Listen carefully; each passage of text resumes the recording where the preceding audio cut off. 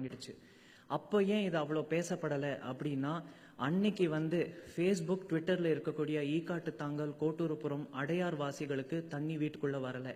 என்னைக்கு எங்கள் வீட்டுக்குள்ளெல்லாம் தண்ணி வந்ததோ அன்னைக்கு தான் நம்ம முழிச்சுக்கிட்டோம். அதுக்கு முன்னாடியே நீங்கள் பார்த்தீங்கன்னா கடலூரில் இருக்கக்கூடிய சிறுபாளையூராக இருக்கட்டும், கற்றாழையாக இருக்கட்டும், இந்த போன்ற கிராமங்களில் வீடே அடிச்சுட்டு போன கதைகளும் உண்டு. நம்ம என்ன பண்ணினோம், வெள்ளத்துக்கு முன்னாடி நம்மளுடைய ப்ரிப்பேர்ட்னஸ் எப்படி இருந்தது, அறிவியலுக்கும் சரி சுற்றுச்சூழலுக்கும் சரி நம்ம எந்த விதத்திலையும் மதிப்பும் கொடுக்கல, அது புரிஞ்சுக்கிறதுக்கு ஒரு எஃபர்ட்டும் நம்ம போடலை. உங்களுக்கு நான் சென்னையை பற்றின ஒரு கதை சொல்ல போகிறேன். சென்னையில் இருக்கக்கூடிய நிறைய பேருக்கு தெரியாத ஒரு கதை. 3 நதிகள், கொசஸ்தலையார், கூவம், அடையார். மலர் ஹாஸ்பிட்டல் கிட்ட பிரிட்ஜுக்கு அடியில் ஓடுற அந்த நதிக்கு பேர் கூவம் கிடையாது, அதுக்கு பேர் அடையார். இந்த வருஷம் மழை பெஞ்சு வெள்ளம் வந்தப்போதான் கொசஸ்தலையார்னு ஒன்று மெட்ராஸில் இருக்குங்கிறதே பல பேருக்கு தெரியும். இவ்வளோ ஏரி மெட்ராஸில் இருக்கிற ஒரு 4 ஏரி பேர் சொல்லுங்க அப்படின்னா செம்பரம்பாக்கம், புலர், ரெட் ஹில்ஸ், போரூர், அவ்வளோதான். கீழ்கட்டளை, நாராயணபுரம், பல்லாவரம், நன்மங்கலம், புழுதிவாக்கம், மடிப்பாக்கம், ஆதம்பாக்கம், முடிச்சூர் சீக்கனா ஏரி, பெருங்குளத்தூர் ஏரி, மாடம்பாக்கம் ஏரி, பெரும்பாக்கம், சித்தாலப்பாக்கம், தாளம்பூர். இது ஒரு செக்ஷன் ஆஃப் லேக்ஸ் மட்டும்தான் நான் சொல்கிறேன். காஞ்சிபுரம், திருவள்ளூர், சென்னை மாவட்டங்கள் உள்ளடக்கிய எத்தனையோ ஏரிகளை நம்ம மறந்துருக்கோம். இன்னைக்கு டென்னிஸ் ஸ்டேடியமாக இருக்கட்டும், இல்லை ஒரு கல்ச்சுரல் ஹெரிட்டேஜ் சென்டராக இருக்கட்டும், பேருந்து நிலையமாக இருக்கட்டும், இல்லை வணிக வளாகமாக இருக்கட்டும், lake view apartments without a lake to be viewed, அதுதான் சென்னையோடைய கதை. இது எப்படி அப்படின்னா, தண்ணி என் வீட்டுக்குள்ளே வந்துருச்சு அப்படிங்கிறத விட நான் தண்ணி இருந்த இடத்துல போய் வீடு கட்டிட்டேங்கிறது தான் உண்மை. ஏரி, குளம், குட்டைகளை நமக்குங்கிறத விட பல்லுயிரின பெருக்கத்துக்கான ஒரு நீர்த்தேக்க ஆதாரமாக நம்ம ஃபர்ஸ்ட் பார்க்க தெரிஞ்சுக்கணும், புரிஞ்சுக்கணும். இந்த பூமியில் இன்னைக்கு உயிர் இருக்குன்னா அது காரணம் தண்ணி. அந்த தண்ணியில் ஒரு ஏரி குளத்தை நீங்கள் கொஞ்சம் உன்னிப்பாக கவனிச்சிங்கன்னா ஒரு நண்டு, குளத்தாமையிலேருந்து, ஒரு தவளையிலேருந்து, பாம்புலேருந்து, பறவையிலேருந்து, சின்ன சின்ன பூச்சிகள்லேருந்து எத்தனையோ உயிரினங்கள் இருக்குது. அங்கே தான் நம்மளுடைய புரிதல் தவறுதலாக போகுது. ஏன்னா நீங்களும் நானும் இன்னைக்கும் நம்மளை பற்றி மட்டுமே தான் யோசிக்கிறோமே தவிர, நீங்களும் நானும் இந்த உலகத்தில் பூமியில் இருக்கக்கூடிய பல் உயிரினத்தில் நம்ம ஒரு உயிர் அப்படிங்கிறத நம்ம புரிஞ்சுக்க மாட்டேங்கிறோம். நம்ம ஏற்படுத்தின அளவுக்கு ஒரு இக்கலாஜிக்கல் டேமேஜ், சுற்றுச்சூழல் சார்ந்த ஒரு பாதிப்புகளை வேறு எந்த உயிரினமும் இது வரைக்கும் பண்ணதே கிடையாது. அதுதான் இங்கே உண்மை. நம்ம வீட்டுக்கிட்டே இருக்கக்கூடிய ஏரி, குளம், குட்டைகளில் என்னுடைய பங்களிப்பு என்ன? அதில் அங்கே குப்பை கொட்டுறதுலேருந்து ஒன்றுமே இல்லை. நீங்கள் போகிற ஒரு பார்பர் ஷாப்லேருந்து முடி நாங்கள் க்ளீன் பண்ணுற ஏரியில் கொட்டுறாங்க. நீங்கள் சண்டே போய் வாங்கிட்டு வர சிக்கனோட ஃபெதர்ஸ் எங்கே போச்சுன்னு கேட்டிங்கன்னா நாங்கள் க்ளீன் பண்ணுற ஏரியில் கொட்டுறாங்க. நீங்களும் நானும் வீட்டில் குப்பை கவர் கட்டி எல்லாம் போடுறோம் அப்படின்னா அது எங்கே போகுதுன்னா சில இடத்துல கார்பரேஷன் கலெக்ட் பண்ணலன்னா ஏரி, குளம், குட்டைகளில் தான் கொட்டுறாங்க. அது மட்டும் இல்லாமல் நான் உபயோகப்படுத்தக்கூடிய சோப் வாட்டர் இது எங்கே போகுது? என்னுடைய செப்டிக் டேங்க் வேஸ்ட் இது எங்கே போகுது? நாங்கள் க்ளீன் பண்ணுற பெரும்பாக்கம் லேக்கில் இந்த பக்கம் நாங்கள் க்ளீன் பண்ணிட்டு இருக்கோம், அந்த பக்கம் கொண்டு நீங்கள் கழித்த மலத்தை அங்கே கொட்டிட்டு போவாங்க. இதுக்கு யார் காரணம்? நம்மளுடைய பங்களிப்பு, நம்மளுடைய ஈடுபாடு. இது சுத்தமாக இல்லாமல் நம்ம சும்மா to live in an ideal world, அதாவது எல்லாமே சரியாயிடும், நாங்கள்லாம் ஒன்று சேர்ந்து வந்துடுவோங்கிறது ஒரு அபத்தம். நம்ம இன்னைக்கு புரிஞ்சுக்க வேண்டியது இதுதான். நம்ம எப்படி இங்கேருந்து அடுத்த ஸ்டெப்புக்கு எடுத்துகிட்டு போகிறோம். அதுக்கு முக்கிய காரணம் ஃபஸ்ட்டு இந்த மாநகரத்தை நம்ம சரியாக புரிஞ்சுக்கணும். கொசஸ்தலையார் எங்கே ஆரம்பித்து எங்கே முடியுது?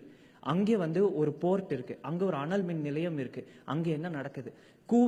கூவத்தோட ஆத்தோரமாக என்ன நடக்குது? அடையாறில் என்ன நடக்குது? இந்த ஏரிகளுடைய நீர்நிலை பாதுகாப்பு என்ன?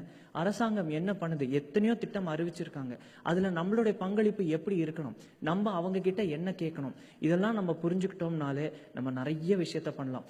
சும்மா ஒரு மெஷினை வச்சுட்டு போய் தூர்வாரி கொஞ்சோண்டு மண் எடுத்து போட்டுட்டோங்கிறதும் இல்லாமல் அறிவியல் பூர்வமான புனரமைப்பு எது? கூவமும் அடையாரும் கொசஸ்தலையாரும் இந்த மழைக்கு அப்புறம் க்ளீன் ஆயிடுச்சு அப்படின்னு எல்லாருமே ரொம்ப சந்தோஷப்பட்டாங்க. லாஜிக்காக யோசிச்சு பாருங்க. ஒரே ஒரு ஸ்பாஞ்ச், அந்த ஸ்பாஞ்சில் நீங்கள் வருஷம் இங்க் ஊற்றிக்கிட்டே இருக்கீங்க, அந்த இங்க் அடியில் செட்டில் ஆகிட்டே இருக்கு. திடீர்னு மேலோட்டமாக நீங்கள் கொஞ்சம் தண்ணி ஊற்றினா அடியில் இருக்கிற இங்கெல்லாம் என்னாச்சு? இது நம்மளுக்கு புரியுதா? இல்லை. முதல் வெள்ளத்துக்கு அப்போ தண்ணி வந்தது, எல்லாம் க்ளீன் ஆயிடுச்சு அப்படின்னாங்க. அதுக்கப்புறம் முதல் வெள்ளத்துக்கும் 2வது வெள்ளத்துக்கும் நடுவுலேயே கூட நம்ம சாக்கடை கலந்துக்கிட்டே இருந்தோம். இவ்வளோ ஏன் வெள்ளம் வந்தப்பவே கூட தான் நம்ம சாக்கடையாக அந்த ஆற்றுல கலந்துட்டு இருந்தோம். அப்படி இருக்கும்போது அதெல்லாம் எங்கே போச்சுங்கிற லாஜிக் தெரியாது. ஏன்னா அது கடைசியில் கடல்ல போய் கலந்தது.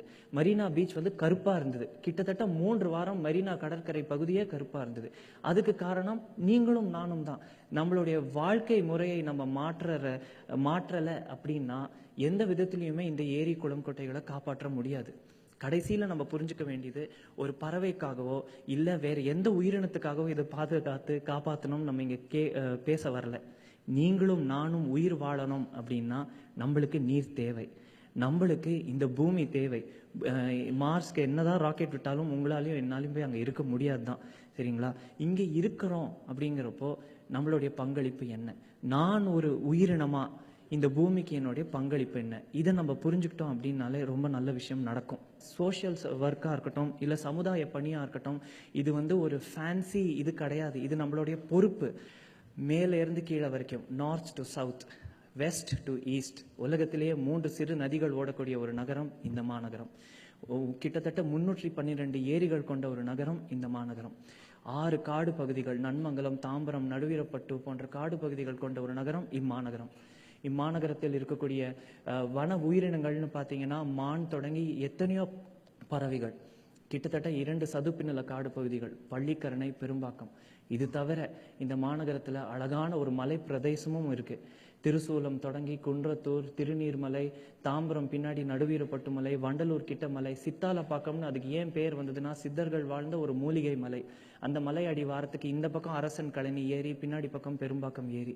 அவ்வளோ அழகா இருந்த ஒரு நகரத்துல இன்னைக்கு நீங்களும் நானும் கட்டிடங்கள் கட்டி அங்க வாழ்ந்துட்டு இருக்கோம். இருக்கிறத நம்மளால எப்படியாவது அதை கன்சர்வ் பண்ண முடியுமா அப்படின்னா கண்டிப்பா முடியும். அதற்கு தேவை நம்ம எல்லாரும் ஒன்று சேர்ந்துட்டோம், வேலை பண்ணணும்.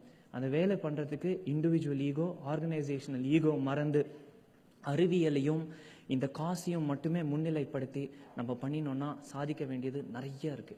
இந்த 1 வருடத்துல எதுவுமே முடியாது, 3 வருடத்துல எதுவுமே முடியாது, 7 வருஷம் 10 வருஷம் ஆகும் நம்ம பண்றதுக்கான ரிசல்ட் தலை தூக்கி பார்க்கறதுக்கே. அத்தனை வருடம் நம்மளுக்கு பொறுமை தேவை. அத்தனை வருடம் நம்ம எல்லாரும் ஒன்று சேர்ந்து இருக்கணும். அதுதான் இங்கே முக்கியமான இது. நான் ரசித்த இந்த பறவைகள், தவளை, பாம்புகளுடன் நீங்களும் நானும் இணைந்து சென்னை மாநகரத்தை பழையபடி ஒரு இக்கலாஜிக்கல் சென்சிட்டிவ் ஜோனா கொண்டு வரணும். Let me repeat this, ladies and gentlemen. This is the only country in the whole world where we have a lion and a tiger in one geographical boundary. தமிழாக்கம் பார்த்தீங்கன்னா புலியும் சிங்கமும் இருக்கக்கூடிய ஒரே நாடு உலகத்திலே இந்தியா மட்டும்தான். You go to Indonesia on the right, they'll show you tigers. You go to South Africa on the left, they'll show you lions. Bring them to India, we can show lion and tiger in one country. The one country in the whole world where we have snow leopard, clouded leopard and the normal Deccan leopard, this is that country. Rhinoceros இருக்கு, யானை இருக்கு, dugong அதாவது சீகவ் இருக்கு, பறவைகள் இருக்கு, dolphins, Wales, sharks. இன்னைக்கு பெசன்ட் நகர் பீச்சில் காலையில் 6:10 நின்றுட்டு இருக்கும்போது அலைகள் இல்லாத ஒரு நிலைமையில் அங்கே ஒரு பாட் ஆஃப் டால்ஃபின்ஸ். இது எங்கே கிடைக்கும்? இவ்வளோ ஒரு அழகான பூமி. It's a beautiful beautiful India with select dirty Indians.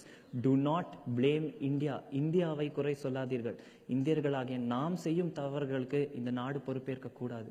இந்த நாட்டை பேணி பாதுகாக்க வேண்டிய ஒரு பொறுப்பு நம்மளுக்கு இருக்கு. இந்த நாடு எவ்வளவோ கொடுத்துருக்கு. இதை சொல்லும் போது எனக்கு கண்ணில் தண்ணியே வருது. காரணம், இந்த நாடு இந்த அன்னைக்கு வெள்ளம் வந்தப்போ எத்தனை பேர் எவ்வளோ கஷ்டப்பட்டாங்கன்னு நான் கூட இருந்து பார்த்தேன். என்டிஆர்எஃப் டீம்ஸ், அவங்களெல்லாம் நீங்கள் கண்டிப்பாக மறக்கவே கூடாது. என்டிஆர்எஃப் டீம் பாஷை தெரியாமல் படகுல ஏறி போய் எத்தனையோ பேரை காப்பாற்றினாங்க. Army, navy, ambulance service, fire service, இவங்க எல்லாரும் சாப்பாடு தண்ணி இல்லாமல் அன்னைக்கு அந்த வெள்ளத்தில் அவங்கெல்லாம் காப்பாற்றினாங்க. இன்னைக்கு நம்ம கொண்டாட வேண்டியது அவங்கள தான், வேற யாருமே கிடையாது. அடுத்த பொறுப்பு அரசாங்கத்துடன் இணைந்து அறிவியல் பூர்வமான ஒரு புனரமைப்பு, ஒரு கட்டமைப்பு, இதை உருவாக்க வேண்டிய ஒரு பொறுப்பு, கடமை நம்ம எல்லாருக்குமே இருக்கு. அது இங்கே நடக்குங்கிற ஒரு நம்பிக்கையோட இப்பாரத தேசத்தில் பிறந்து வாழ எனக்கு வாய்ப்பளித்த அந்த ஸ்பிரிச்சுவல் ஃபோர்ஸ்க்கு நன்றி சொல்லி, தயவு கூர்ந்து எனக்கு கைத்தட்டாதீர்கள். உங்கள் கைகளை வைத்து செய்ய வேண்டிய வேலைகள் வேற எத்தனையோ இருக்குன்னு சொல்லி, தமிழ் வாழணும், எல்லா மொழியும் வாழணும். ஏன்னா நான் தெலுங்குக்காரன். எல்லா மொழியும் வாழணும், இந்தியா வாழணும். ஜெய் ஹிந்த்.